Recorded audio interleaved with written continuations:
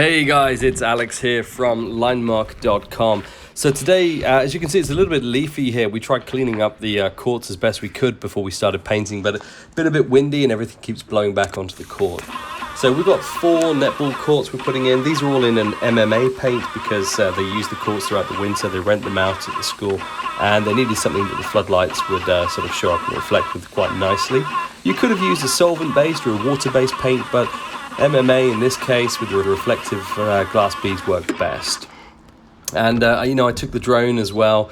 It's really hard actually to try and get footage at the same time as your line marking. Turned out that was a little bit too tough. I should have put it on follow mode so I could give you guys some footage, but we'll jump back to some more drone footage later on in this video.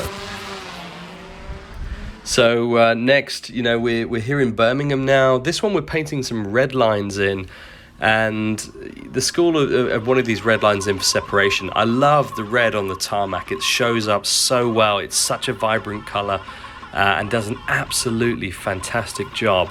This one is actually a solvent-based paint. This one's called HS Root, and we opted for this over an MMA simply because we didn't want to have to apply the glass beads. The solvent base provides a really, really good coloring. It works well over these multiple surfaces. You could have gone for a water-based paint, but this solvent base worked lovely. This part of the lines at the same school here, they wanted a skip line. Now these skip lines we've had to install manually, and we do have a new machine coming with the auto layout function, but to do these ones here, I typically do a sort of 3-4 or 1-2, whatever you want to call it, where you can see the lines are pretty well laid out, and every time I'm sort of on the second step, for example, I pull the trigger, then I'll let go, so it's sort of on and off and on and off, and you get a really nice consistent sort of gap between your lines.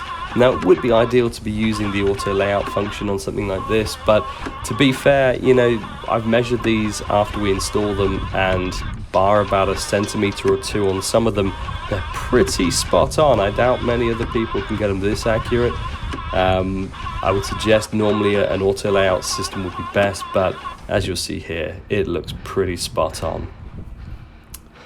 So to finish up the week, we are back here in Kettering. This is actually Tresham College, and this is just over the top of the Muga now, and then we're going to move over to the rugby, which is right behind for Kettering Rugby Football Club. Now I actually live right next to the rugby club, so I end up painting all of their pitches in for them every couple of weeks.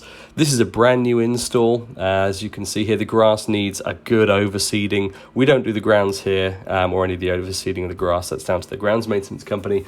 We just do the layout of the lines. Now, it's always tricky getting these right because the posts, you can guarantee they're never completely parallel. So we use a GPS to map out all the corners, painted in with our Fleet Maca GPS. And it does a pretty spot-on job, as you can see. The main pitch isn't shown as finished, but we have now completed it. And then just to end up here, this is actually visitor and disabled. You don't need to be a visitor and disabled. It's one or the other, I guess. You can pick and choose. Otherwise, that'd be a super niche market, I suppose. But we're just turning these disabled into visitor and disabled bays for a long-standing client of ours, Bunzl. We're actually back up in Manchester for Bunzl this weekend, doing a bit more, so we'll capture some more footage for you there. Busy week coming up for us as well. We've got a couple of train stations that I'm line marking myself, and that's pretty much a wrap for this week.